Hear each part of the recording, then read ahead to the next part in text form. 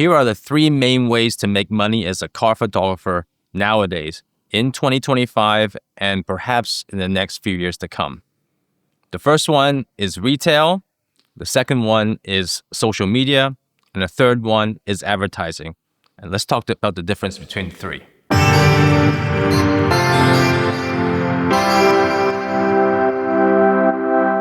Now, this is a broad list. I've just narrowed it down to the 3 main ones, okay? There are probably some other ways out there, but I'm just talking about the 3 main ones. And especially in regards to more of a career base, not a part-time base. So keep that in mind. First one is retail. What's retail? That's shooting for car dealerships. And I'm ranking these in order of beginner to advanced, okay?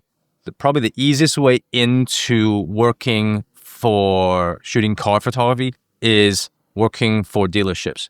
And I say that also because no matter where you live in the world, it's a pretty good chance that you live close to car dealerships. So easiest way to get access, okay? And you might be shooting for their marketing.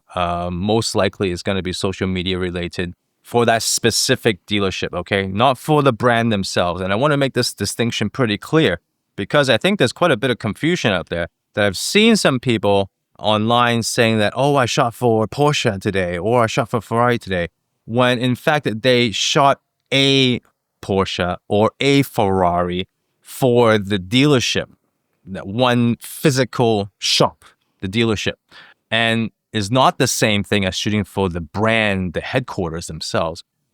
They may convey it that way, but in fact, I want to tell you that there's a distinction between the two. Shooting for a dealership is no more than a franchise, an independently owned shop that sells a particular brand of cars, okay? So they are not directly connected to the marketing efforts of the headquarters. They probably have their own specific marketing needs to serve their vicinity, their neighborhood, their geographical location, okay? So each dealership has some flexibility in the way they market, but they also have to stick to brand guidelines that the headquarters deem necessary for them to kind of maintain consistency throughout the marketing. But if I use an analogy, if Best Buy hired a photographer to shoot some Apple MacBook Pros that are on sale, I think you know quite well that you are shooting like for Best Buy. Best Buy is your client. They are the ones paying you, right? But you're not really shooting for Apple. You're just shooting a product. That's Apple, the MacBook Pro. So it's a bit more difficult to distinguish when you're shooting for a car dealership because you may think that the car dealership is the brand. So when a car dealership hires a photographer to shoot a Ford, it's just easy to assume that you're shooting for the dealership. Therefore, you are shooting for the actual brand themselves. And it's not quite the same thing. It may look like the same thing, but it's not. Okay. So dealerships is probably the easiest way to get in just due to the ease and practicality and accessibility because there are dealerships everywhere. The second way is to shoot social media content for the brands themselves, not the dealerships, for the actual brands themselves, right? I think there's 2 ways of going about this. Number one is to be a social media influencer, grow your audience to a significant level where you get attraction from the brands. That's when they notice you, okay? And then they will probably approach you, strike some sort of a brand sponsorship deal, and away you go working in some sort of collaboration with them. Obviously, in order to do that, you have to build your own social media channel account to a certain level before the brands notice you. And I can understand that a lot of people nowadays say that, well, it's the content of the influencer that matters, not the numbers. But if I were a brand or I was the brand social media agency, I need to find some way to judge who goes into the yes pile, who goes into the no pile, okay? And one of the easiest metrics to use is subscriber count or follower count. And unfortunately, that's the case. because there's a lot more to an influencer than the numbers. Unfortunately, that's probably one of the first filters people use nowadays, is to look at the subscriber count. And I can imagine that a brand may say no to social media influencer with a few thousand subscribers, even though they may have really good content that's suitable for the brand. They may get overlooked because the numbers are too low and they will not look any further beyond that. Whereas someone who has a few 100,000 subscribers automatically passes them into the next stage where they will actually get their content reviewed by the brand. And if the content is suitable, then they will, probably get hired. So the numbers do matter, unfortunately. If I were a brand, that's what I would do. And I know brands still do this, even though I think that obviously the content that the influencer makes is the most important. But I think the brands still have some catching up to do in that department. Understandably, because a lot of times the brands may probably have a deadline. You got to find an influencer in 2 days.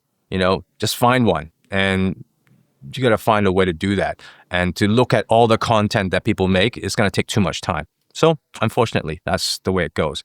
The other way to do social media for the brands is to be just a regular, good photographer who does not rely on social media to earn your keep, to market yourself. And there's a bunch of them out there who don't really, have a social media presence, who are amazing photographers who shoot for the brands, and they shoot either their social media campaigns or their advertising campaigns. I did a video about, the top car photographers you never heard of. You can watch it right here. But those are people who are quite unknown, but are, the heroes of our game. And brands would approach them based solely on, the quality of the work, their portfolios, and hire them to shoot either a social media campaign where perhaps it's a mixture of quality and speed and quantity, right? I think those are the priorities for social media campaigns, because they need a lot of content, good content, and done quickly. Whereas in advertising, it's a probably different matter where you would take more time, less quantity, really high expectations in terms of quality. I've done all three, by the way, so I feel comfortable talking about this too. But the difference between shooting social media stuff, like I do for Audi, is quite different than shooting campaign work for like what I've done for Volvo or HSBC, where you can spend the whole day shooting one shot. Tons of people on set, assistants, digitechs, everyone just focused on one shot that could take hours. Versus for social media stuff, you've got an hour, 2, to shoot an entire set of photos and videos for the client. And that's just the way it is. So there's really so much you can do within that given amount of time. But I think with the more experience you gain shooting this type of stuff, you will learn shortcuts to get the same result. So that just comes with experience. Whereas for advertising level stuff, you might need to figure out a lot of these problems ahead of time, even before you start shooting, in terms of logistics or weather concerns. A lot of planning involved before you even arrive at the location.